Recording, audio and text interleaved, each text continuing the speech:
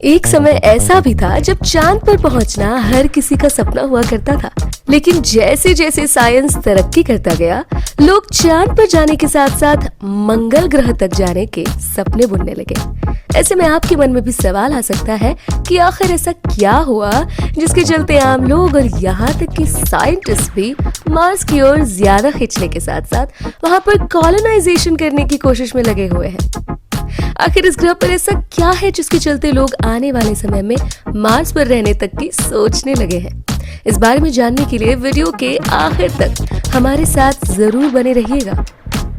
आपने गौर किया होगा कि प्रेजेंट टाइम में इलॉन मस्क की कंपनी स्पेसएक्स से लेकर दुनिया भर की जानी मानी कंपनीज इस वक्त मार्स पर कॉलोनाइजेशन करने की फिराक में है। वहीं दूसरी ओर आज के वक्त करीब करीब ना के बराबर कंपनीज ऐसी हैं जो मून पर कॉलोनाइजेशन करने की सोच रही हैं। इस बारे में सही जानकारी हासिल करने के लिए और वैज्ञानिक ऐसा क्यों कह रहे हैं, ये जानने के लिए इन दोनों ही प्लैनेट्स के टेम्परेचर और एनवायरनमेंट पर एक नजर डाल लेनी चाहिए।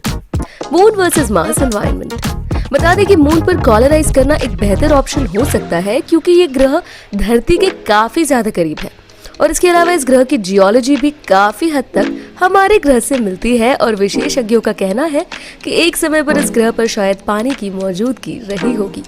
इसी वजह से इस ग्रह पर कॉलोनाइज करना एक सही फैसला हो सकता है। लेकिन विशेषज्ञों का ये भी कहना है कि इतना सब होने के बावजूद भी मार्स कॉलोनाइजेशन के लिए मून के कंपैरिजन में एक बेहतर ग्रह है, क्योंकि इस ग्रह की दूरी भले ही पृथ्वी से काफी ज्यादा है, लेकिन मार्स के तापमान और माहौल के साथ साथ इस प्लैनेट की ग्रेविटी भी काफी हद तक हमारे ग्रह से मिलती जुलती है। इसी वजह से मार्स कॉलोनाइजेशन के लिए मून के कंपैरिजन में अच्छा प्लैनेट होगा। लेकिन इसके साथ ही वैज्ञानिकों का ये भी कहना है कि धरती से मंगल ग्रह पर छोटे से छोटा सामान ले जाने के लिए भी महीने भर का समय लग सकता है। धरती से यह ग्रह कितनी दूरी पर है, इसका अंदाजा आप यहीं से लगा सकते हैं कि अगर आप किसी डिवाइस की मदद से इस ग्रह पर मौजूद व्यक्ति को मैसेज देने की कोशिश करते हैं तो इस व्यक्ति तक ये मैसेज पहुंचने में 4 मिनट तक का समय लग सकता है। और यही वजह है कि अगर इस ग्रह पर पूरी तरह कॉलोनी को बनाने के लिए बुनियादी ढांचा चाहिए हो तो कई सालों का समय लग सकता है।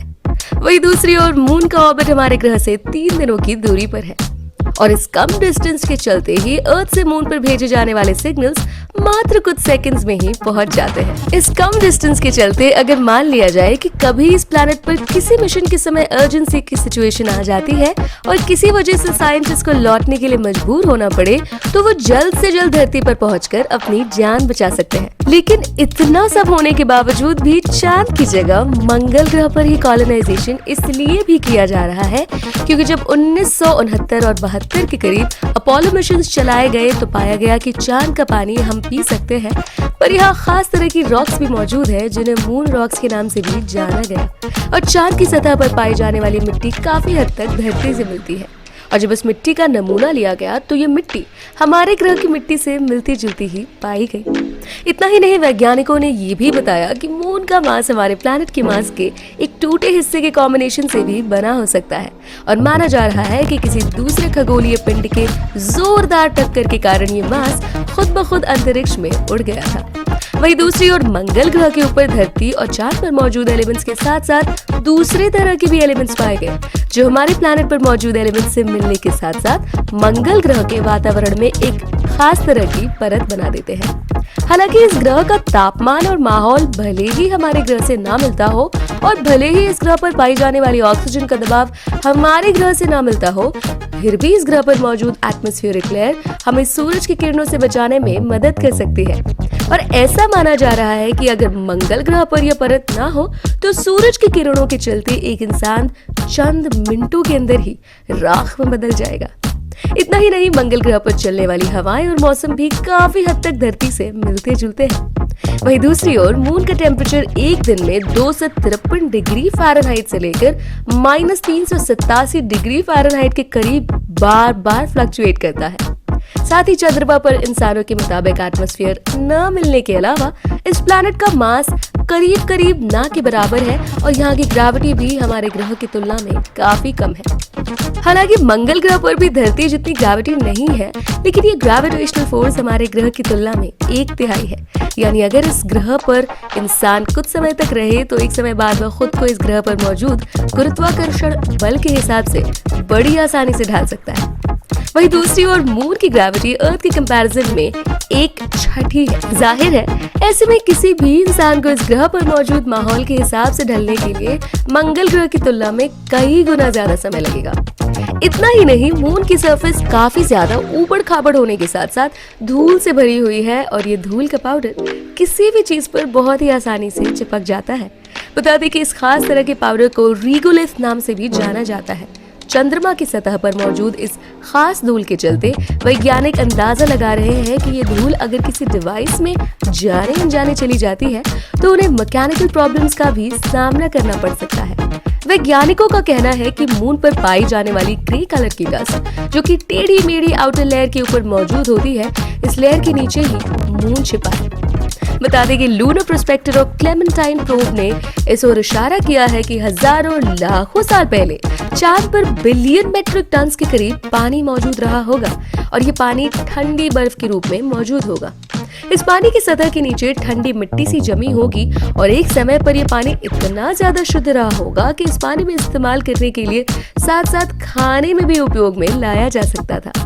और अगर आज से लाखों साल पहले चांद पर पानी मौजूद था तो जाहिर है कि इस ग्रह पर इंसान आसानी से सांस भी ले सकते थे। ऐसा इसलिए क्योंकि वाटर को कई कंपोनेंट्स में तोड़ा जा सकता है और इन कंपोनेंट्स को रिकम्बाइन करके रॉकेट्स में पड़ने वाले प्रोपेलेंट फ्यूल्स को भी बनाने में मदद ली जा सकती है, खासकर जब इन कंपोनेंट्स में हाइड्रोजन और ऑक्सीजन को कंबाइन कर दिया जाए।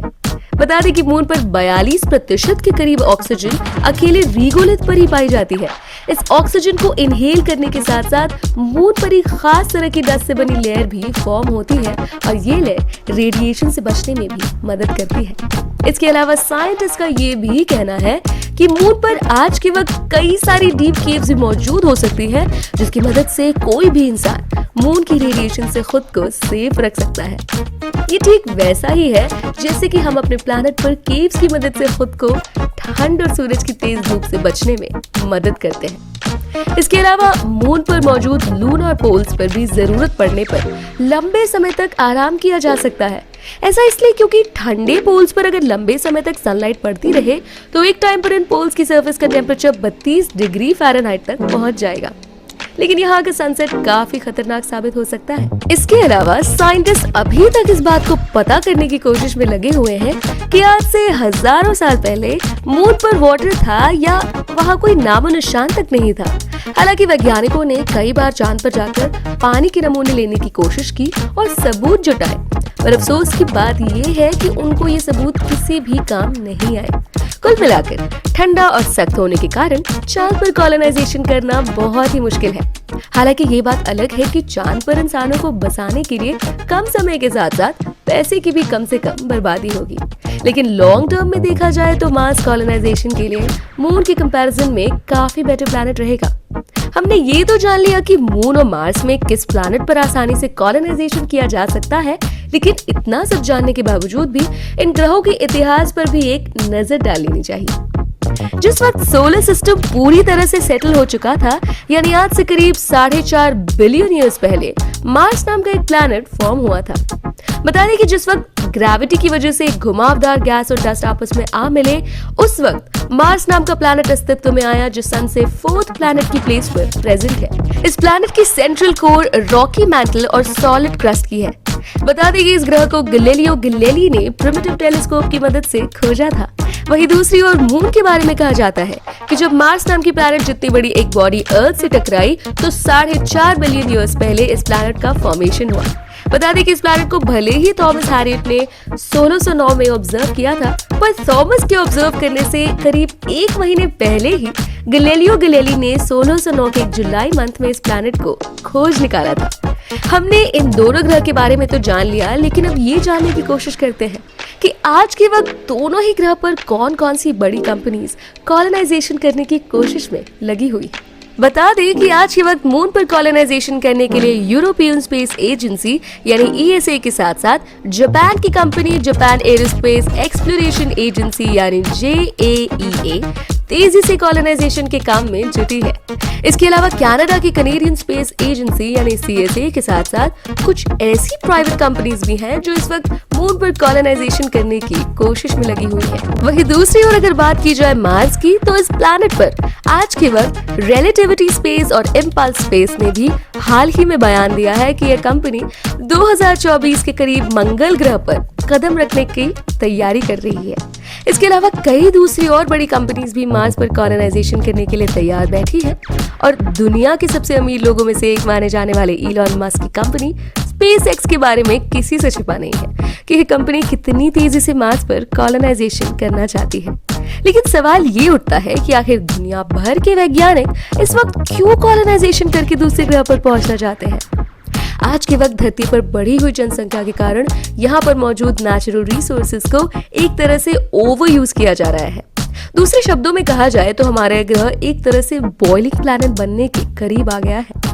ऐसा इसलिए क्योंकि सड़कों पर चलने वाले वाहनों और बर्निंग कोल के चलते हमारी जलवायु में परिवर्तन आने के साथ साथ धरती पर मौजूद लोगों को सांस लेना भी दुश्वार हो गया है।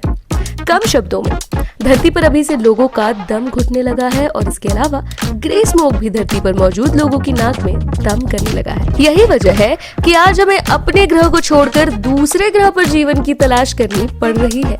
और अगर हमने अभी ईंधन से निकलने वाले धुएं और प्रदूषण पर लगाम नहीं लगाई तो आने वाले समय में हमें सचमुच यह ग्रह पूरी तरह से छोड़ना पड़ जाएगा। अगर आपको हमारा वीडियो पसंद आया हो तो लाइक करें और अपने व्यूज को कमेंट में लिखना ना भूलें।